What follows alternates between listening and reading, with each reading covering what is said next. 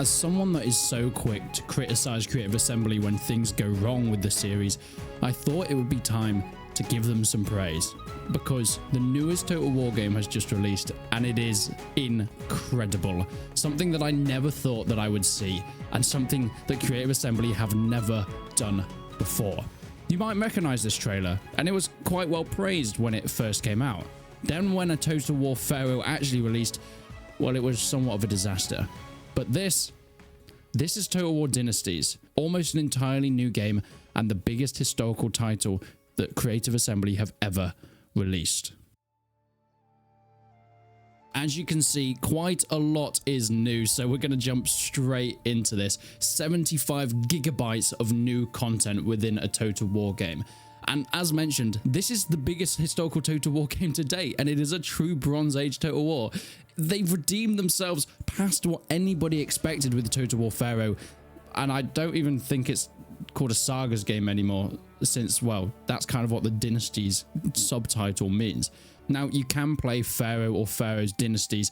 I don't see any reason why you'd play the original Pharaoh anymore, but hey, it's there if you really want to. There are new territories like Western Greece and Mesopotamia. Yes, you now have Greece and Egypt, and so much more within the same Bronze Age game. It is the biggest campaign map of any historical Total War, with now 349 settlements within the game.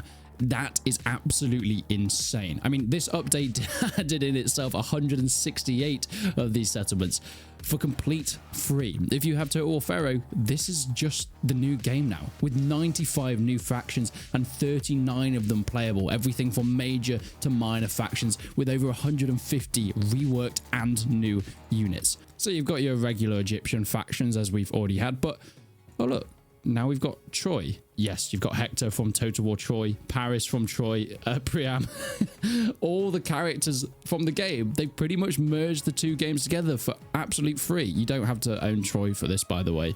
This is just part of what Pharaohs is now, with so many more factions. I mean, it is absolutely incredible. We've got Agamemnon here as well, Odysseus, Achilles.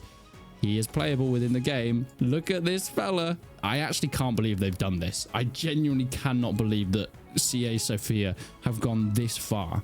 So when we look at the campaign, we can get a good look at everything that's going on. We've got Egypt, we've got the Hatti, and then we start to get to the Sea People, which we'll talk about a little bit later, Mesopotamia as well, and the Aegean, if that's something you want to look at. And you can see at the map exactly where people start. So for example, if I wanted to be Priam of Troy, we can click on said Priam, or we could be Agamemnon as well. But then we've also got our minor factions as well within all of it, which is why I mentioned that there are 95 new factions within this. Granted, not all of them are playable, but places like Thrace, I never thought I'd see within Pharaoh. And this is for pretty much every single one of the major factions. I think there are plenty of new minor factions to get your hands on as well, which is absolute craziness. Going all the way this far. Look how big this map is, by the way. You've got Greece over here. We're heading all the way east as well. All the way over here, we've got the Shutru kids, which are, you know, the Mesopotamian powers, which are sort of east of Babylon, that area, going all the way up as well. Can you tell that I'm kind of blown away by all of this? And once again, your general Egypt factions. It is a true Bronze Age Total War, kind of combining the best parts of Troy and Pharaoh together, but once again, those games still exist in their current playable state, although they were not very successful in their playable state, so I don't exactly know why you'd do this. But it's all together in one huge free update. It's crazy that when Total War was perhaps in its darkest point in the franchise history, that they did the biggest thing they ever have to try and get out of it. Even bigger than the revival of Rome 2. Sophia have spent months and months working on this, completely transforming the worst Total War game to maybe one of the best. Okay, so let's say I want to play as a minor faction over here. Let's go with the Boeotians. Oh look, they've all got their own custom troops. That's pretty cool. And of course you've got your faction troops. Let's jump straight into it. Okay, so now that we're on the map, we can get a good look of it, and it looks as gorgeous as ever. Now, as much as I'm not a huge fan of Pharaoh and Troy, in fact, I think Troy is a pretty awful looking game. I think a lot of the work they put into, especially things like the water and the brightness of it, I really, really do love. The UI still, you know, is not my favorite. But we've got Fog of War at the moment, yet the map stretches miles and miles miles and miles. I mean, we can get all the way down to south of the Nile as well, which is absolutely incredible. So you might be thinking, okay, surely the map is too big. Well, you can see these waterways here, and actually these are going to be very useful and come in handy, because this is how we get between the areas in good speed. You can move between these waterways incredibly fast, and that's really going to help you get around and make sure that you're not stuck in one area, because I think that was one of the issues with like Total War Warhammer 3 and especially Immortal Empires. The maps are so big and there's not really ways to get through areas very fast unless you're using tunnels and sort of stuff like that. But this game, that's not really going to be too much of a worry. Oh, nice. We own Thebes. You know what? I actually just picked a random faction. I didn't even realize that. The troops as well have had a big overhaul.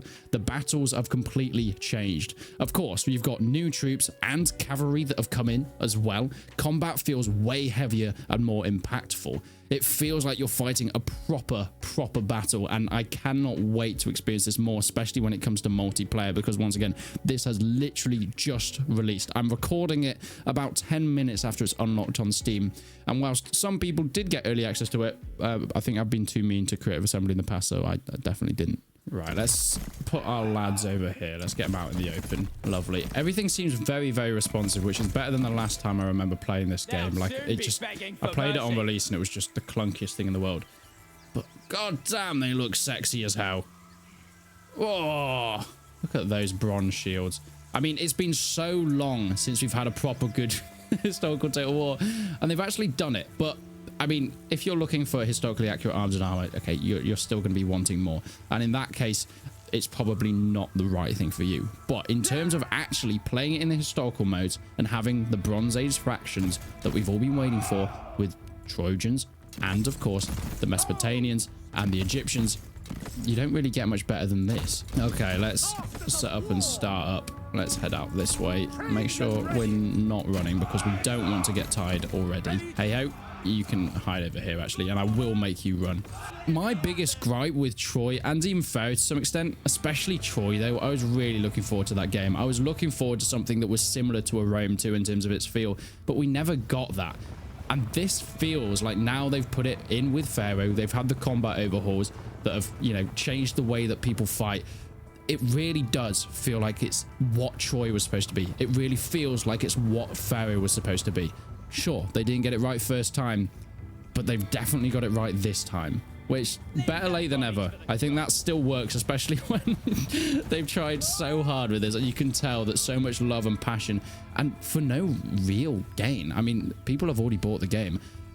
Is it likely that this could revive the game? Possibly. I think we might see a temporary player spike at least, but there's no one buying this. It's a free update, so if you already own Pharaoh, like, you get the game anyway.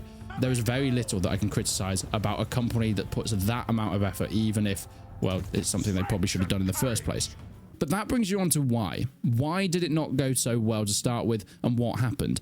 I think this is down to Creative Assembly rather than the individual developers. You see, most of the issues Total War has had is with its management. We got an ex-Total War developer coming out talking about how much of a disaster it was all the way back at Rome 2, and it seems like those things have just repeated themselves time and time again. They're trying to push things out faster than they can be made in. They're trying to add in details and add in features that developers just don't have time to put in. It's not necessarily down to a lack of talent or even resources, but a lack of time. And we saw that with all the Total War games coming out back to back, with Three Kingdoms, Warhammer 3, Troy, Pharaoh, all in very quick succession. They basically had no time to breathe. And that was what happened with Troy and Pharaoh. These should have been the same game. This game should have come out instead of Troy, instead of Pharaoh. It should have been one title called Dynasties or Total War Dynasties. And it would have been fantastic. And I think it would have been received really well. But because they split them up into two Sagas games, that's where the issues came. Because they wanted to gain extra money from, well, releasing them at separate times. I'm glad they've done it now, but it does not clear up all the issues that have happened in the past. Total War has been going this way because of its management side, but this has clearly shown that a company like Sophia are capable of creating something great with the amount of time and passion that they've been allowed to put into it. This would have never happened for the release of Pharaoh because it had to be rushed out at a certain time, especially things like Troy and their epic game style. They have deadlines. There was no real deadline for this update. Nobody expected this to come. This has been completely out of nowhere and is absolutely fantastic. Not only this, but on the Total War YouTube channels, they've been releasing up until the Dynasties release so many more developer blogs and interviews with the developers. We get to see their face. We get podcasts with them talking about their passion for the game, their ideas, the new features, and where they came from, the historical research and the resources pool that they've taken from in order to create this, well, I would say fantastic Total War game now. There is so much to love about it, and I'm so happy that we've finally got to experience it. Okay, I'm still don't really like the voice acting. I've heard that they do shout at each other as well, that there is more voice acting that's been added in with this. Right, lads, let's charge in. Let's get in there and let's see what they're doing. Are they just going to hang around here?